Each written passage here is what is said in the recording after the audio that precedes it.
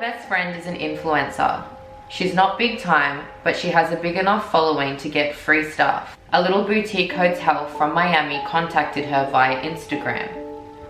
They offered her an all expenses paid trip to Miami for Memorial Weekend 2018. In exchange for her to be in the hotel and take pictures and do a couple of stories. She was told she could bring a female friend with her if she wanted to, and everything would be covered. Now this was her first time doing this, so at the time she wasn't really sure how it all worked.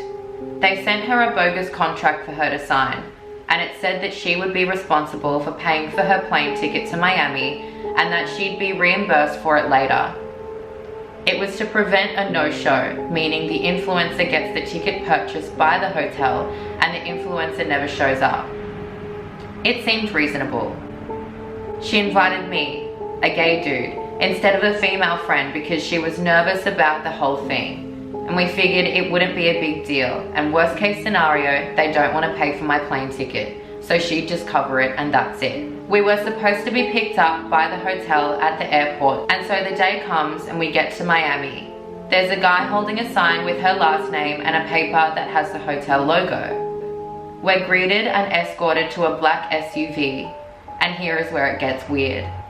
We thought that he was talking to the guy who walked us over, but actually he was talking to my friend. He had a very thick accent and was wearing dark shades. He was telling my friend that she wasn't allowed to bring her boyfriend, as in me. He said, two girls hotel. Told me 2 girls. No one girl, no one guy, 2 girls. He was demanding to see where the other girl was. We were speechless and confused. The guy who walked us to the car looked really annoyed. He got into the passenger seat and started to fight with the driver in Portuguese. Then he turned to us and asked where the other girl was at. My friend tells them, very upset by now, that there is no other girl and that I'm just a friend coming with her on the trip. The big guy in the passenger seat gets out, tosses out our luggage and says something like, "This is some effing bullshit." He gets back into the car and they take off, and that was it. We were in shock, utter and complete shock. My friend immediately emails Melissa, the PR person we had contacted through the email, to tell her what happened, but we got no response. We decided to take a cab and show up to the hotel, and when we show up, everything made sense. The hotel had actually been rebranded and had a completely different name. Even the owner and the staff were different. We show them the Instagram, and it is indeed the Instagram of what the hotel used to be, but not the new one. They never contacted us. They never did anything. Whoever was in charge of their old Instagram account for the old hotel did, or whoever got a hold of it did. Mind you, this was somewhat of a big hotel account with 10K followers. It was real, but upon further investigation, we realized that the pictures were really old, and so were the posts. My friend felt like an idiot and would not stop crying. We called the police, met up with a detective, but nothing ever came of it. They investigated who was running the account before or who had access to it, but none of the people who used to run that account had anything to do with it, and nothing ever came of this. It's very upsetting and scary to know whoever wanted to abduct my friend or any other girls using this old hotel Instagram knows who my friend is. That Instagram has since been deleted, and we never heard anything from anyone ever again. But to think my friend would have been kidnapped had she gone with the other girl instead of me sends chills down my spine.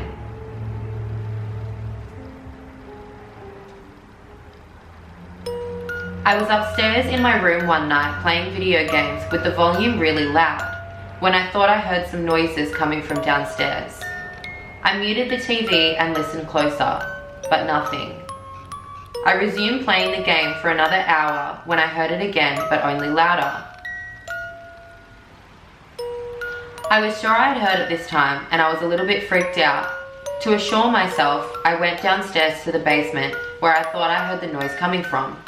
And as soon as I opened the basement door, I was hit with a cold breeze. I went downstairs and saw the window wide open. I was 100% sure that I had closed and locked all the windows in the house. I was ready to make a run for it when something stopped me. I turned around and for the first time I noticed the closet door was slightly cracked open. I stood for what seemed like 30 minutes in front of the door debating whether or not I should open it. I moved closer and put my hand on the doorknob. All of a sudden, I heard a creepy crackle coming from the inside of the closet. I have never run faster up a flight of stairs before. I locked the door and called the cops, who had an unusually fast response time. They came in and searched the house, and not even 5 minutes into their search, I heard a gunshot from downstairs. A few minutes later, they came out with a deranged-looking man, probably homeless. They put him in the back of the car and told me when they had opened the door, the man was holding a gun, shot at them, and missed. The cops disarmed and arrested him, and the scariest part was how close I was to opening that door and likely being murdered. One time, when I was 6 or 7, I was trick-or-treating with my cousin who was 12. It was getting really late and we decided to just hit one more street and call it quits. The first house was done and there were only 4 that were still up and handing out candy. We split up to cover more houses faster. I went up the road and got my candy from the 2 houses I was assigned by my cousin. I went back to meet her, but when I got back to the rendezvous point, she was not there. So I just decided to go to the 2 houses that she went to. I got to the first house and I knock. A handsome 25 to 30-year-old man answers the door. He asks me if I want to come in and get candy. And as I'm about to agree, my cousin wails like a bat out of hell and comes out of the room that was just around the corner to the front door. She shoves the guy to the wall and grabs me and bolts out of the house. I'm screaming because I dropped my candy bag and she's crying a little. Our house wasn't far from that point, and when we get home she's in hysterics, blubbering to my mum and her sister about what happened. I didn't get it back then, but a couple of years later my mum explained that my cousin had refused to go in and get the candy. The man hit her in the head and dragged her into the house, half unconscious. When I got to the door, she heard my voice and came to enough to get up and get the heck out of there. Apparently, my mum called the police, and upon searching the man's house, they found emails on his computer that were linked to human trafficking. It chills my bones to this day to think about what would have happened if I had have just waited for her instead of going to that man's house.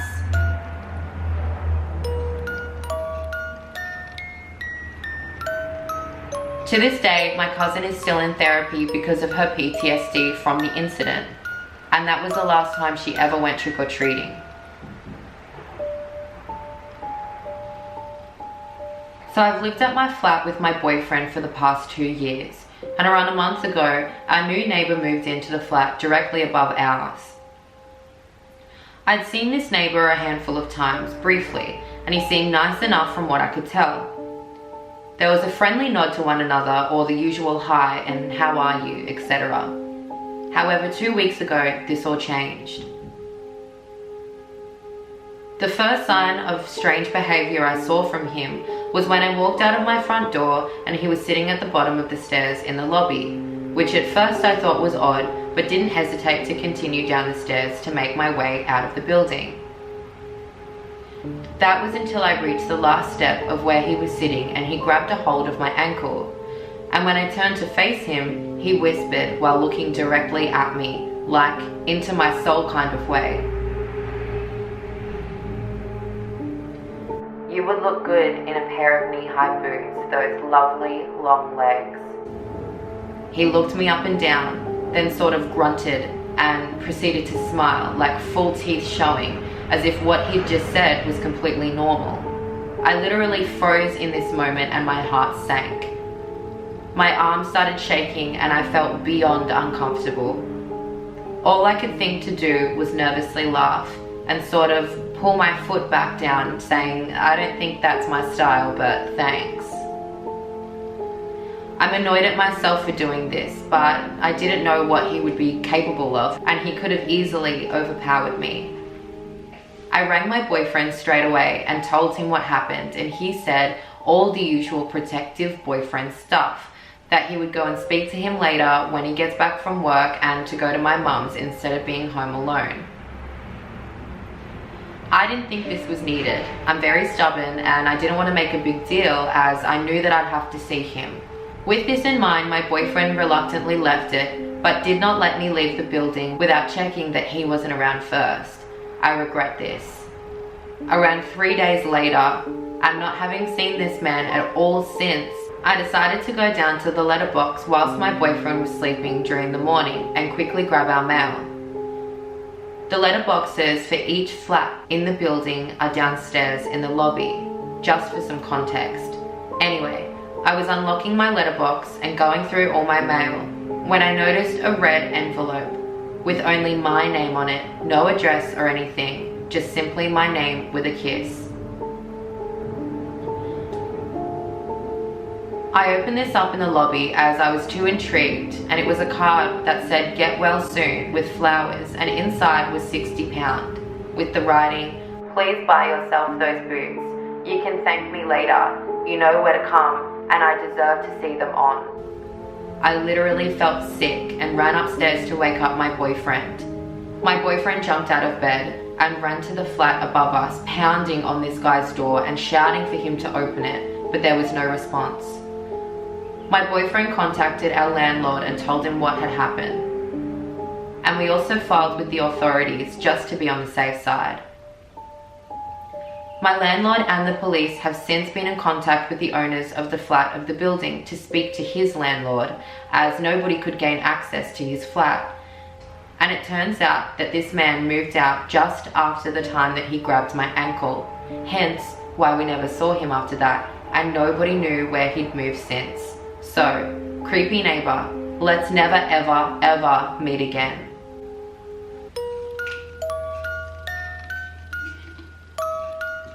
I was rooming with my best friend in a busy part of town. Our street was a one-way road with lots of tree cover. Our front yard was practically a forest.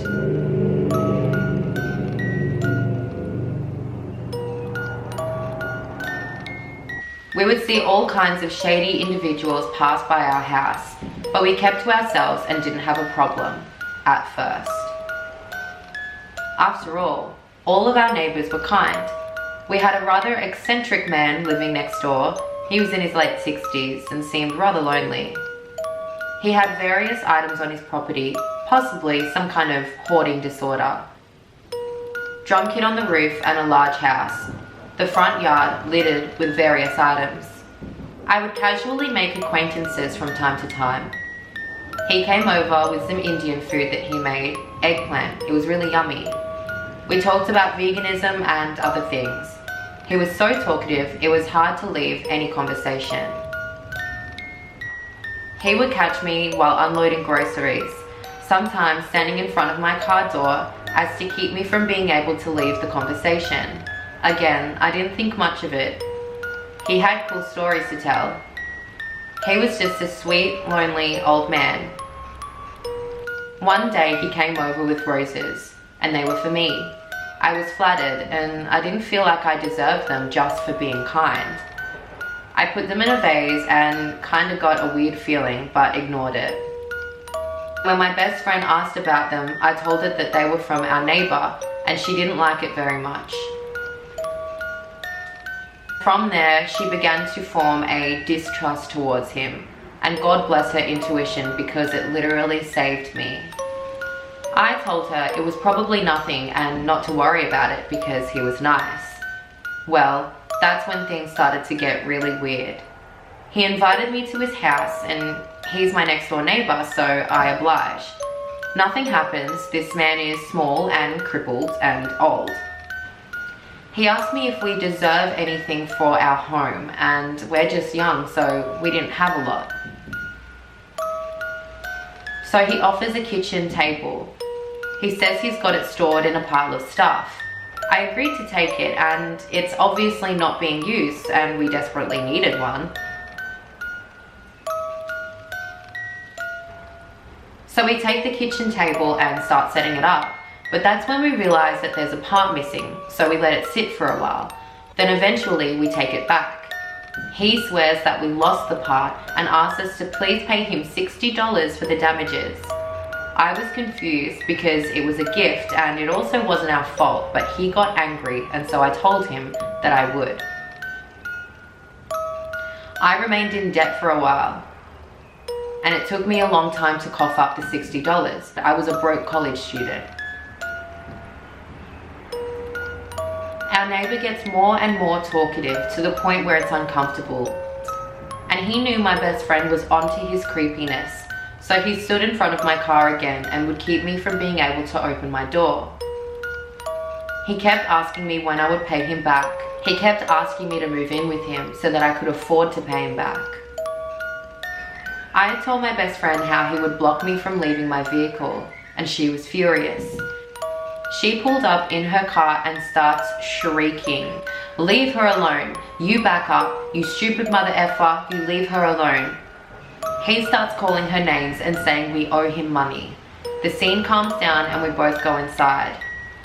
He walks into our backyard and knocks on our door. My best friend calls her dad and he's a tough Navy dude. After the talk, that's all we really heard from him. About 3 weeks go by and my car gets broken into, not once, but twice. One time, they stole my friend's musical instruments from my vehicle, and the next time, they took a rock to my passenger side window, just for some simple textbooks that were on the seat. One of the times, whoever broke in saw my spare key and put it in the ignition, and I found a bra that didn't belong to any of my friends or me in the back seat. I pulled up one night, thankfully with an old family friend in the car, to a man standing in the parking lot with a shank. He walks toward my driver's side window and notices the man sitting next to me and runs away. I started hyperventilating. I was so scared. I was so scared that I bought pepper spray for my keys. 2 weeks later, we noticed that our neighbor had hired local tweakers to help him store refrigerator doors from our local Smiths. They were going through a remodel. We thought that was strange, and we were beginning to notice that they were coming to his house to do strange tasks for him. The scariest moment, and the moment where my best friend saved my life, was where we were walking to her car to go out to a hookah lounge. We were in the car for less than 30 seconds before the passenger back door opened. I was in the passenger seat up front and didn't see anything. My friend was in the driver's seat. I hear her scream and she accelerates hard. I look back and see a man fall flat on the pavement wearing a red bandana that was covering his face. We filed a police report and they did a search, but they couldn't find him. It's almost like he disappeared into a house or something. Come to find out from a neighbor shortly after that the creepy neighbor was found dragging an unconscious woman into his home. And he was caught by the other neighbor who told me this info. Apparently the cops came and the lady got in an ambulance, and that was it. They didn't even question him. We attempted to contact our local police, but we couldn't make a solid case against him based on the evidence that we had. We moved out a few days later, so creepy old man and the guy who sent to kill me, let's not meet. And to everyone who is reading this, listen to your intuition and set boundaries.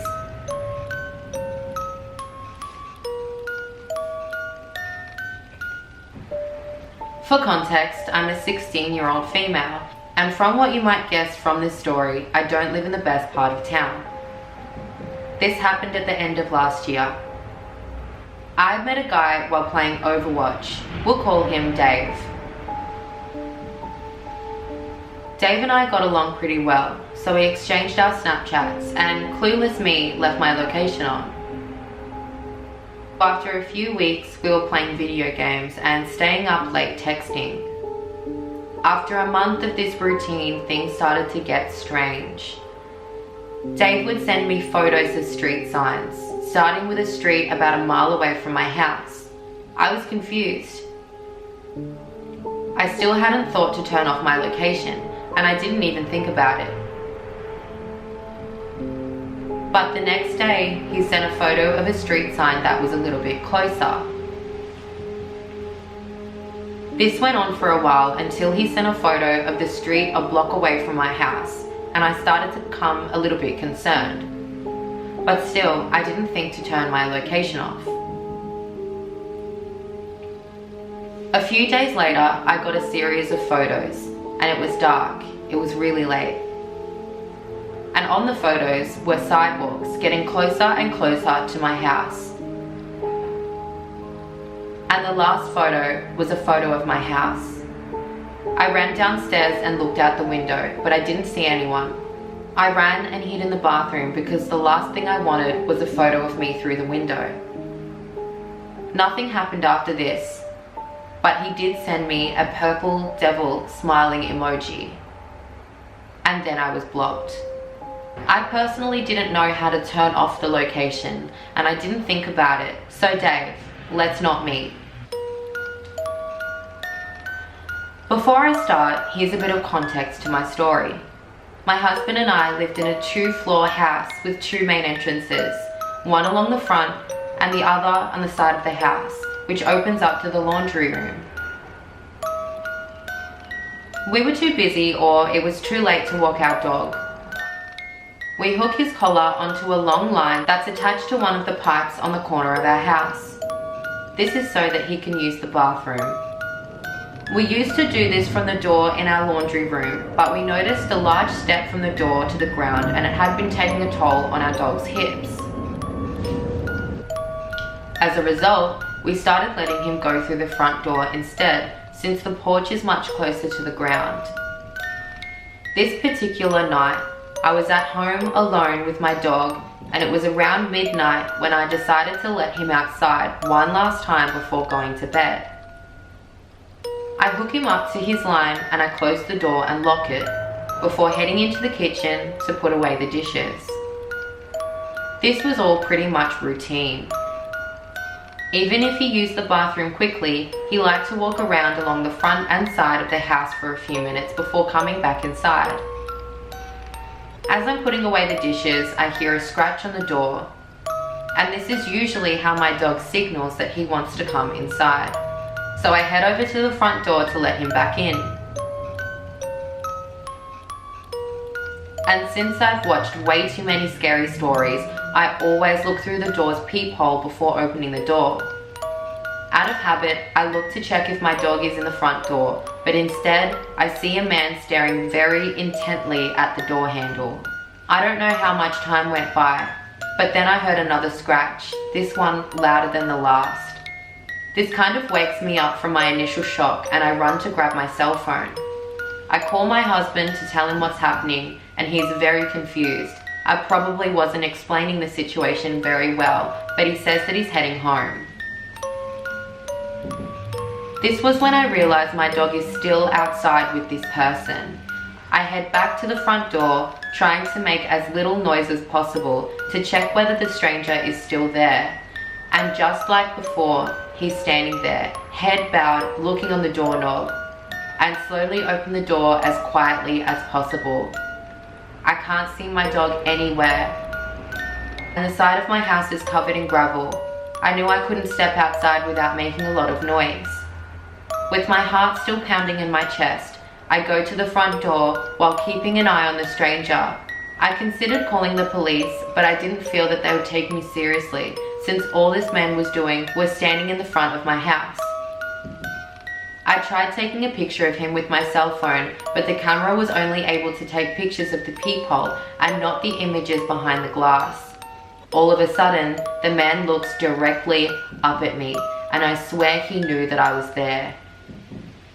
He glares at me, then opens his mouth to show this taunting, malicious grin. He stood there that way for a few seconds, and with that, he turns around and starts to walk down the street. I stayed in the same place, almost expecting him to rush back and start pounding on the door. Luckily, my husband got back after a few minutes, and long story short, he convinced me to call the police, and we went out looking for the dog. It turned out that this man had cut the end of the line connected to the pipe, and our dog decided that this was a good time to go and explore the neighbor's yard, and that's where we found him. It's been 3 years since this happened. We've since moved to a new house for unrelated reasons, and the police weren't able to come up with any suspects.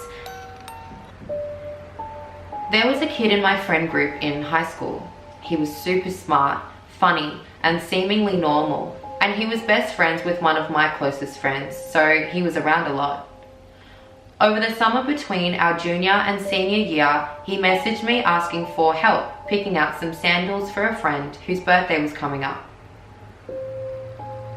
That's when he asked for pictures of sandals that I had, so that he had an idea of what was considered fashionable, so I sent it. And that's when he asked to see what they looked like being worn. I was so busy and I wasn't able to send it right away. And at this point, I was becoming annoyed because he was continuously spamming me with texts. When I wouldn't reply within the day, he would text me the next day saying, "Damn, okay then," and then it wouldn't stop. After I finally sent him examples of what the sandals looked like on my feet, he said he saw something strange. That's when he asked if I would send him a picture of my foot without the sandal on so that he could prove it to me. And that's when I stopped replying. He continued to harass me. However, this time they were "heys" about 4 times a day. That's when he would send me oofs when he realized I was avoiding his text messages. Once the school year started, it didn't take long for other girls to talk and realize that he had harassed a large number of us. My class was pretty small, about 180 in total. He had asked them for pictures of manicures, pedicures, sandals, videos of them playing barefoot soccer, and that's when we told his closest friends and they confronted him about it. He promised his friends that he would stop, claiming he knew that it was a problem. Halfway through the year, however, he began texting all the girls and sending around a video of him removing his socks without using his hands. He would tell the girls, "Have you heard of this new challenge? It's gonna go viral. You should try it." And from that point on, all the girls were shunning him and all the guys avoided him in fear of being associated with it. He barely showed up to school and would pay an entrance fee to the school's events but never show up. And then the summer before college, rumors were going around that he was offering girls money for pictures.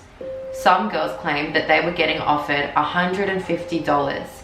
Some were offered close to $500, and one girl, who was especially prude, was offered $1,000. I was honestly intrigued, and after talking with my boyfriend about it, figured I wouldn't mind sending stupid feet pics for $500. I just had to wait for him to ask. Around the beginning of August, he finally approached me. I honestly thought that I'd be able to stomach it and reason with myself that I wasn't sending any risque photos or anything, just pictures of my feet. He first messaged me with, "Hey, you know what I'm about to ask, right?" And I played dumb, but eventually got him to start offering money. He started out with $100. I declined, saying it wasn't worth it, and then he raised it to $200. He continued to raise it as I continued to decline.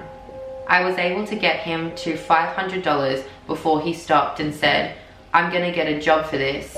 I don't have that type of money right now, but I definitely will soon." I told him that I would think about it, and then he asked if we could discuss the details in the meantime. I asked him what he meant by details, and then I wished that I hadn't. He said, "You've had grey nails before, right? Can you do that again? Here are the different poses that you need to do." Followed by about 20 pictures and videos of his own feet in varied positions, some with oil and some without. The pictures of the poses really freaked me out and I couldn't handle it, so I politely told him that I would not be taking up his offer, and that's when he asked if I could do him one last favor. I asked him what the favor was, and he said, could you bully me on your private stories on social media and then send me proof? Or send me what people say. I asked him why, and he said that while he felt bad when he saw mean comments about him, he also kind of enjoyed it and got a rush from reading those messages. He told me that it would stay between us, he assured me, but I declined to do this and told him to have a good summer. Throughout our exchange over the course of about a week, he asked me not to spread his desires over 20 times, and I constantly had to reply with okay.